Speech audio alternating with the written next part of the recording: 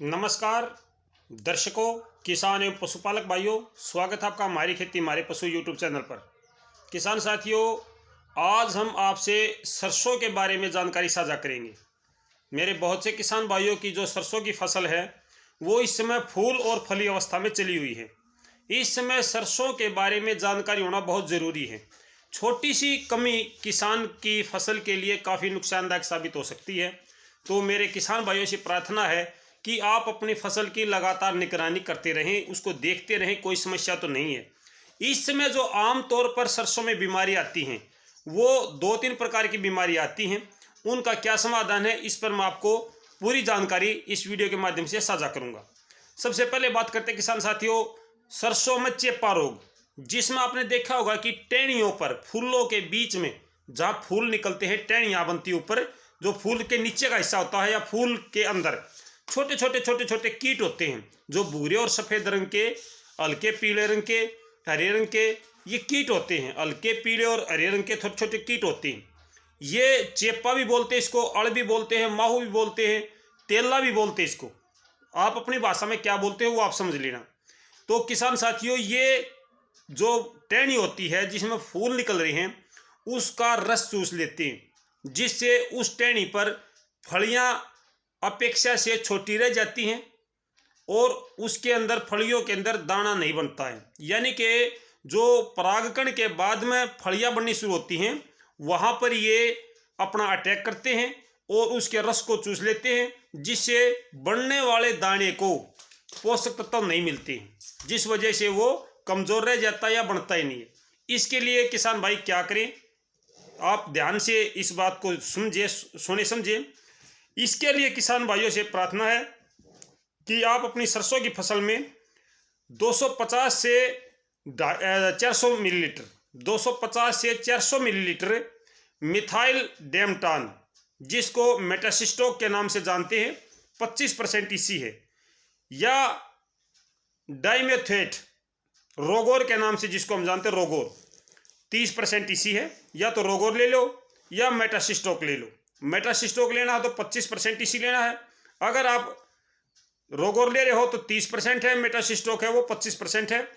इसको आपने 250 से 400 लीटर पानी, जितनी दवाई है 1 किलो पानी में 1 ग्राम दवाई, यानी कि 250 से 400 लीटर दवाई है, 250 से 400 मिलीलीटर दवाई है, 250 से 400 लीटर पानी है, इसका 1 एकड़ में छिड़काव करना है।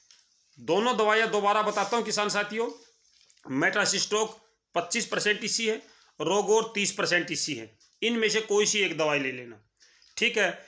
इसका 15 दिन के बाद में फिर से एक बार स्प्रे करना पड़ सकता है। अगर आपकी फसल में फिर से आपको माहू तेला नजर आता है, ये चिपके हुए पदार्थ जो जीव हो ये दिखाई देते हैं, तो आप इसमें दोबारा से स्प्रे मार सकते हो जी। 15 दिन के बाद में फिर दोहरा दें।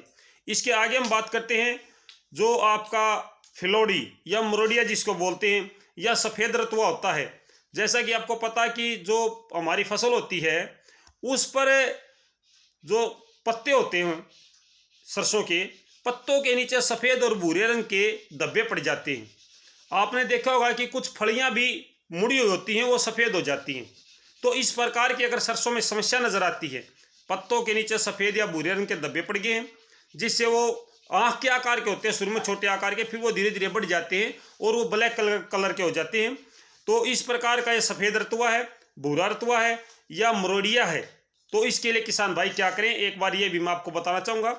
तो जैसे ही आपको इसके लक्षण दिखाई देते हैं, अपनी फसल में बीमारी के लक्षण नज़र आते ही 600 ग्राम मैनकोजेब, जिसको डाइथेम M45 या इंडोफिल M45 इसके नाम से जानते हैं, मैनकोजेब M45, इसको आप 250 से 300 लीटर पानी में, इनमें से कोई भी एक दवाई ले ले जो मैंने आपको बताई है, डाइथेम या इंडोफिल M45 जिसको मैनकोजेब M45 के नाम से भी हम जानते हैं, इनमें से कोई सी भी एक दवाई आप ले ले।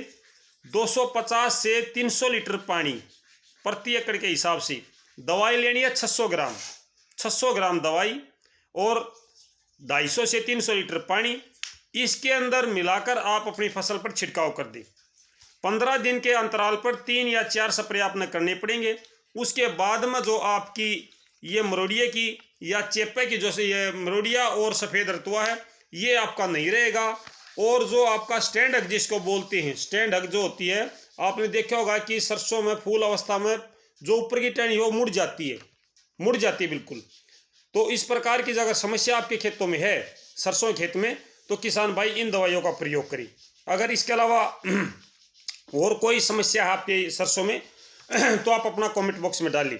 जी किसान भाइयों, अगर तना गलन की समस्या है तो कार्बनडाइजम 2 ग्राम प्रति किलो के हिसाब से, अगर तना गलन की समस्या आपकी सरसों में है, तना गलन की, वैसे इस समय तना गलन की समस्या कम हो जाती है, लेकिन अगर तना गलन की समस्या होती है तो कार्बनडाइजम के 2 ग्राम प्रति किलोग्राम के हिसाब से सरसों के बीज का उपचार करें।